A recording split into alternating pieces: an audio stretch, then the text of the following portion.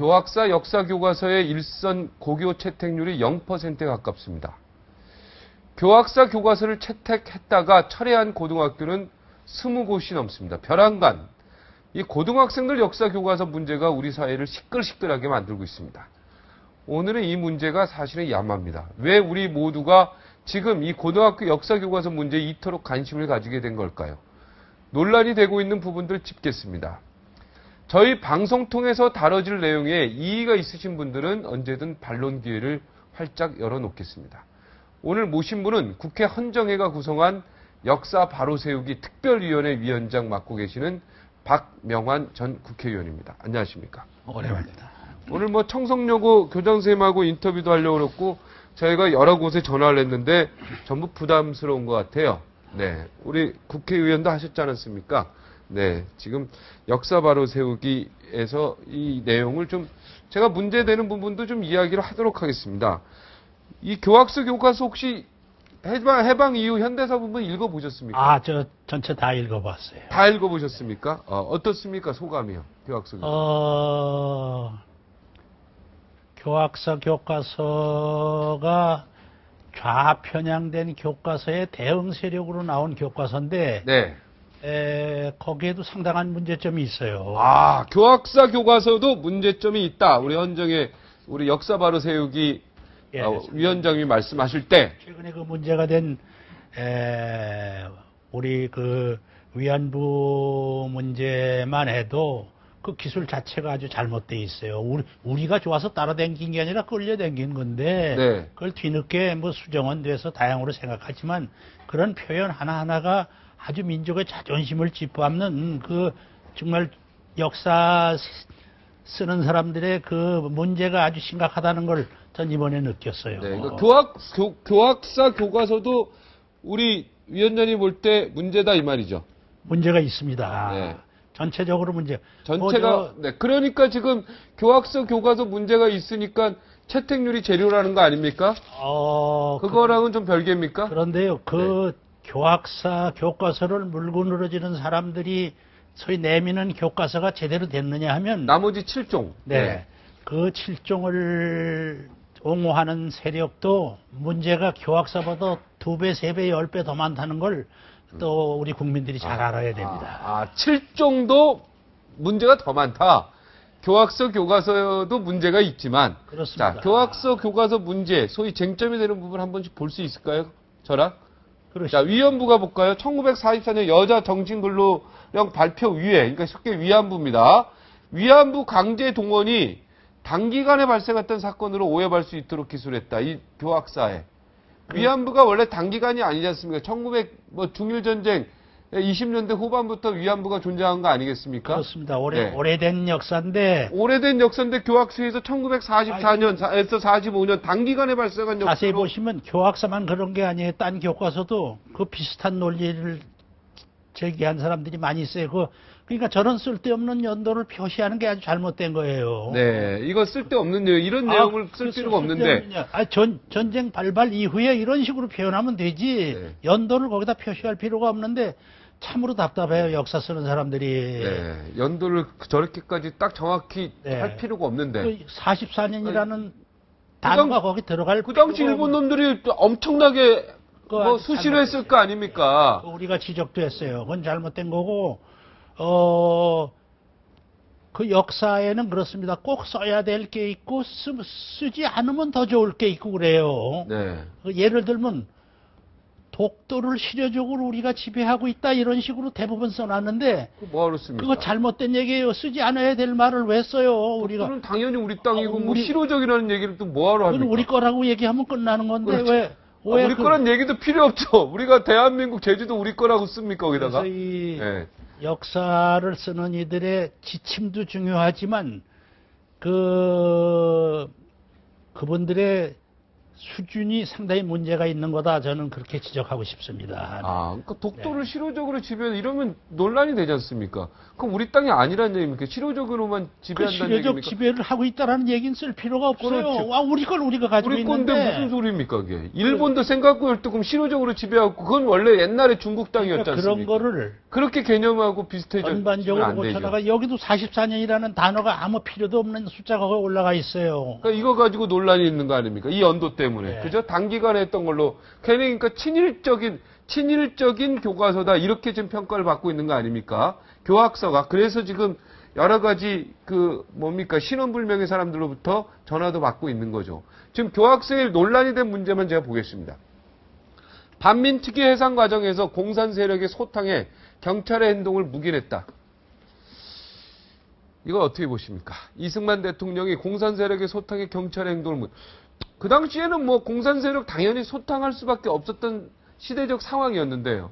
그렇죠. 그저 자유민주주의 국가를 이승만 대통령이 그려나가다 보니까 걸림돌이 공산주의자들이거든요. 네. 그러니까 공산주의를 척결하는 건 당연한 임무고. 그당 당연했죠. 그 당시에 지구촌에서 8.15 이후에 그 신생국들이 편한 길로 가느라고 공산주의로 많이 빠지지 않았어요. 네. 거기서 여러 가지 애로를 무릅쓰고 자유민주주의 국가로 가는데 거기 그 공산 세력 소탕하는 건 당연한 그 사람의 그 임무고 그 당시에 아마 그거는 저는 올바랐다고 생각해요. 네, 근데 이걸 가지고 이게 역사 왜곡이다 이렇게 그 또 얘기하는 건 좀 왜곡을 아닌 볼 것 수가 같다. 없는 겁니다. 3.15 부정선거, 4.19 혁명, 제2공화국 같은 거를 반 페이지에 축소했다. 사실은 이 사건들이 다른 교과서는 다 2페이지에서 3페이지까지 했는데 3.15 부정선거, 4.19 혁명, 제2공화국을 반 페이지에 축소해서 기술한 건 잘못됐다. 저 자신도 그걸 잘못했다고 생각합니다. 이 네. 4.19 혁명은 세계사에서 그 학생들의 힘으로 한 정권을 몰락시킨 유일한 그 혁명이에요. 네. 그런데 그런 것을 저렇게 간단하게 축소해서 기록하는 건 아주 잘못됐다고 저는 생각해요. 그렇죠. 상당히 우리가 한국 근대사의 3.1 독립운동하고 4.19 두 개는 아주 양대 산맥 아닙니까? 네. 국권 회복과 민주화의 양대 산맥인데 그거 저런 식으로 간단하게 표현하면 안 되죠. 네, 이거는 그러니까 교학사 교과서가 문제가 있는 거네요. 이거는 그죠? 그리고 김일성 남북 연방제 제안, 장면 정부가 이제 제2공화국인데요, 그죠? 장면 정부 무능 부각시켜 5.16을 합리화시켰다. 육사생도 미국 등이 지지 인정했다면서 군사 쿠데타에 대해서 긍정적 표현, 그러니까 박정희 대통령 군사 쿠데타 얘기하는 거죠. 이걸 미화했다. 이쪽에 상당히 5.16 혁명을 미화했다. 5.16 쿠데타를 5.16 합리화로 했다. 이런 얘기인데 이거는 지금도 논란이 되고 있는 부분이에요. 그거는 우리가 사학자들에게 맡겨야 될 사항인데 쿠데타라는 자체만 놓고 보면은 그건 국가로서 제재해야 될 방법이겠지만 그게 국익을 위해서 유익했느냐 불리했느냐 하는 것은 그 사학가들이 평점해야지. 네. 그런 것도 우리가 편견적으로 얘기하면 안 되죠. 네. 자, 교육부가 지금 외압 탓이다 그래서 20개 학교 조사를 했다고 합니다. 이건 어떻게 생각하십니까? 교육부가 이렇게 나와서 교학사 이거 교과서 어떻게 좀 채택하는 쪽으로 자꾸 방향을 만들어가는 것 같은데 여기에 대해서는 어떻게 생각하십니까? 각종 언론에서 보도하고 있지만 이 대안으로 나온 그 역사 교과서인 교학사 교과서를 어떻게든지 매장시키기 위해서 조직적으로 포갑적으로 아주 그 전화 욕지결이 무슨 이 피켓 이런 걸 통해서 그 학교에서 견딜 수가 없도록 일부 불순 세력들이 그거 하고 있는데 그거 아주 잘못됐다고 생각해요. 네. 그 교학사 역사 책에도 문제가 있지만 자기들이 옹호하는 역사 책에는 더 잘못된 게 많은데 이 역사의 근본 문제를 해결하지 않고 그 우리나라 속담에 눈에 대들보 들어간 사람이 가시 들어간 사람을 잘못 보고 티끌 있다는 들어간 사람을 네, 잘못 그런 보고 비유가 있는데 네.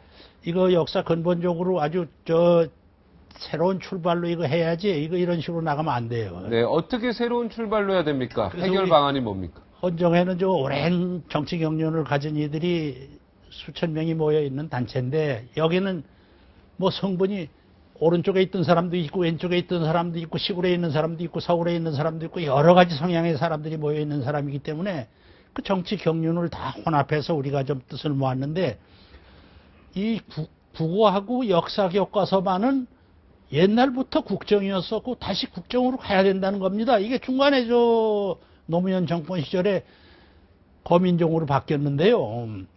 최소한도 국사하고 국어는 국정으로 가야 된다는 겁니다. 국정으로 간 다음에 그 역사책을 쓸 사람들을 좌나 우에 편견이 없고 객관적인 안목을 가진 아주 학식이 높고 인격이 높은 분들을 선정을 해서 그분들이 참 한국 근대사를 잘 써야 된다. 지금 케이팝을 통해서 한국이 얼마나 지금 부각되고 있습니까? 한국 코리아 물결이 치고 있는데 세계가 한국은 참 부러운 나라로 생각하는 나라가 많은데 그러면 우리가 역사책을 과감 없이 올바르게 써가지고 그 사람들이 한국의 역사를 배울 일이 있으면 우리 책을 내놓고 우리는 당신들보다 더 곤궁하게 못 살게 고생을 한 나라지만 지금 이런 과정을 거쳐서 이렇게 왔다. 힘내라.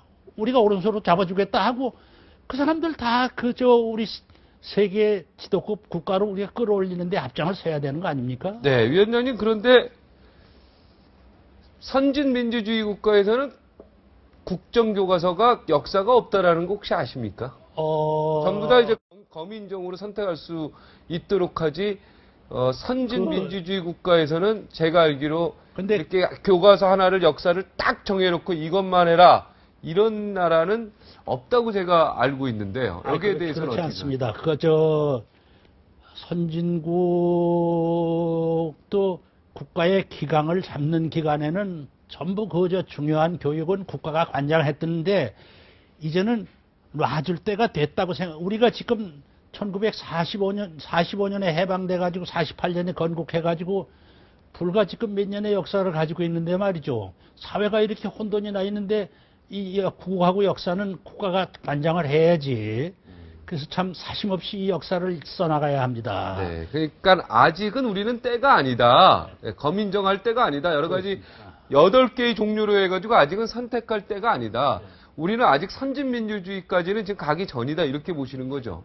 그리고 이 역사 교과서를 맹거는 과정이 대학 교수 한두 분은 이름만 그냥 빌려주고 대부분 좌편향된 그 교사들이 전부 집필한 내용이에요. 이거 이래서는 안 됩니다. 최소한도 국사만은 네. 아주 지식 수준이나 인격이 높고 그 편견이 없는 분들이 정말 임명이 돼서 그분들이 사활을 걸고 근대사를 그려나가야 된다고 생각합니다. 네. 그래서 저는 한국 근대사의 3가지가 반드시 기술돼야 저는 역사로서 자격이 있다고 생각하는데 뭡니까? 3가지요.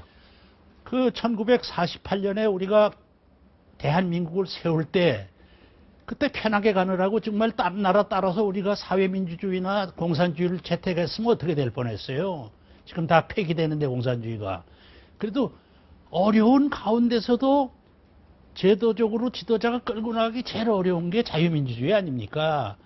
그래서 자유민주주의를 선택한 거 그게 우리 대한민국의 행운이라고 저는 생각을 합니다. 네. 역사에 반드시 자랑거리로 기록돼야 되고 네. 두 번째 뭐 5.16 폄하하는 사람도 많지만 어쨌든 군사혁명 이후에 한국 경제가 근대화를 향해서 중화학으로 수출 위주로 국가 발전을 일으켜서 근대화를 이룩한 거에 대해서 우리는 민주화해야 할 수 있는 기틀도 마련했고 또 세계가 부러워하는 그런 국가의 위상을 찾을 수 있었기 때문에 그 국가 근대화 과정 과감없이 써야 합니다. 네, 그리고요. 그리고 마지막에 이제 저 사람들이 주장하는 민주화 네. 대단히 중요한 거죠. 네. 4.19, 5.18을 거쳐서 네. 우리나라가 여러 가지 희생의 제물도 있었지만 그래도 광주 민주화 운동. 네, 지금 한국의 87항쟁. 민주화가 뭐 그 몇몇 사람들은 사대직으로 하고 있지만 세계가 부러워하는 수준까지 왔는데,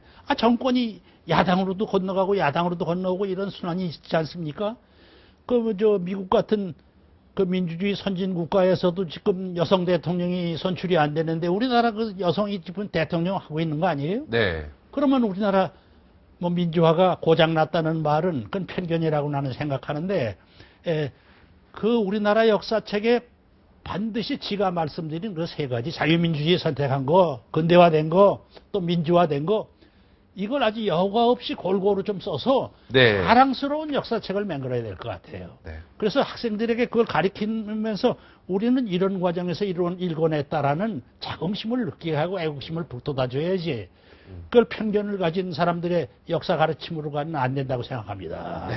오늘 여기까지 듣도록 하겠습니다. 네. 국정교과서 환원 문제, 이게 지금 굉장히 논란인데 이건 두고두고 아마 공론화 시켜야 되겠죠. 예, 네, 예. 오늘 여기까지 하겠습니다. 고맙습니다. 감사합니다. 네.